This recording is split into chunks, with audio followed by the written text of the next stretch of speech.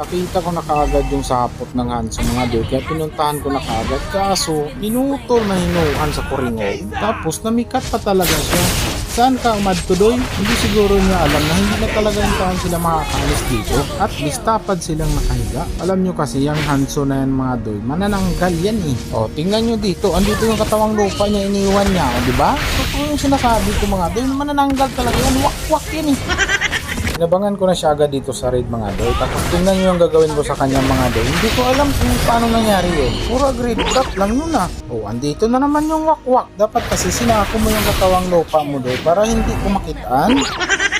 Kinuha pa yung tao ng wakwak yung mananap ko dito. Dahil kinuha mo yun doy, pasaylo alang muna talaga ako sa nagawa ko sa'yo. Umilabot ka pa kasi. Ayaw ko sa'yo doy kasi yung wakwak lang talaga yung taon yung gusto ko. Nintay ko muna dito siya na maging manananggal mga doy. Naging manananggal na. Sumunod na ako sa tori nila.